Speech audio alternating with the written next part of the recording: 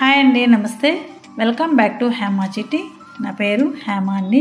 ఈరోజు మనము పొడుగు అలసందకాయ తాలింపు ఎలా తయారు చేయాలో చూపిస్తాను. వీడియో అయితే పూర్తిగా చూడండి. చాలా టేస్టీగా ఉంటుంది. సింపుల్గా మా ఇంట్లో మేము ఎలా తయారు చేసుకుంటామో చూపిస్తాను. ముందుగా పొడుగు అలసందకాయ తీసుకొని చూడండి, పొడవుగా ఉంటుంది. చూసారా, పొడవుగా ఉంటుంది. ఇది తీగూరగానే చేసుకోవచ్చు. అలాగే పల్లీల పొడితో తీగూర, అలాగే తాలింపు చేసుకోవచ్చు పల్లీల పొడితో.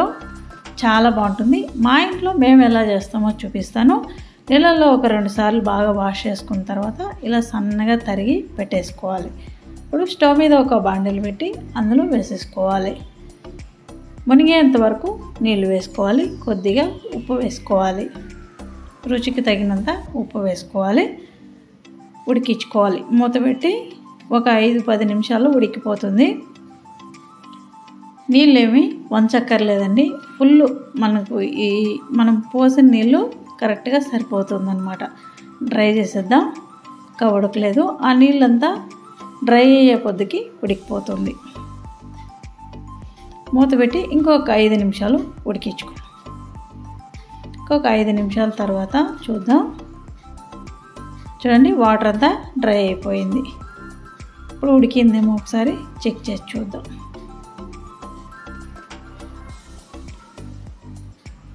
చూడండి, బాగా ఉడికిపోయింది.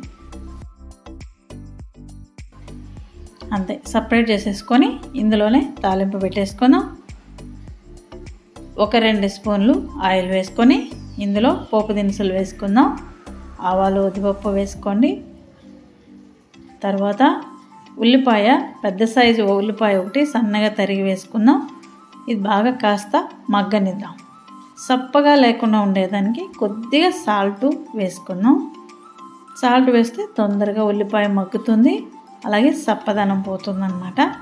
ఇందులోనే ఉల్లిపాయ వేగిన తర్వాత పూర్తి సిమ్లో పెట్టి సరిపడినంత కారము, కొద్దిగా పసుపు వేసుకొని ఒక్కసారి కలుపుకుందాం పూర్తి సిమ్లోనే.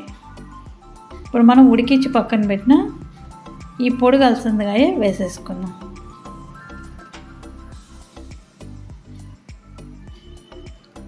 ఇది తీగూర కూడా పెట్టుకోవచ్చు అండి. పల్లీల పొడి వేసి బాగానే ఉంటుంది.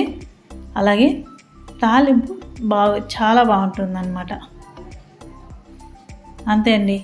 ఇలా ఒక్కసారి ఫ్రై చేసుకొని పల్లీల పొడి ఒక 2 స్పూన్లు యాడ్ చేసుకుంటే సూపర్గా ఉంటుంది.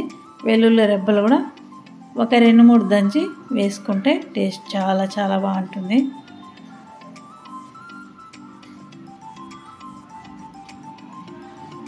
అంతే, ఒకసారి బాగా కలుపుకున్న తర్వాత ఒక అర్ధ నిమిషం అలా కలుపుకున్న తర్వాత ప్లేట్లోకి తీసి సర్వ్ చేసేసుకోవడమే. అంతే అండి. ఎంత ఈజీనో చూసారా, సూపర్గా ఉంటుందండి టేస్ట్. ఫైనల్గా ధనియాలకు కూడా యాడ్ చేసుకోండి. నా దగ్గర లేదు కాబట్టి నేను యాడ్ చేయలేదు. అంతే, పొడుగు అలసందకాయతో తాలింపు రెడీ అయిపోయింది. ఈజీగా, సింపుల్గా మేము ఇంట్లో ఇలాగే చేసుకుంటాము. చాలా బాగుంటుంది. మా ఇంట్లో అందరికీ ఇష్టం అన్నమాట. 5 నిమిషాల్లో రెడీ అయిపోతుంది అన్నమాట. టేస్ట్ ఒకసారి చూద్దాం. నాకైతే చాలా చాలా బాగా నచ్చిందండి. సూపర్గా ఉంది. వీడియో కనుక నచ్చింది అంటే ఫ్రెండ్స్కి, రిలేటివ్స్కి షేర్ చేయండి, లైక్ చేయండి, సబ్స్క్రైబ్ చేసుకోండి. Thank you.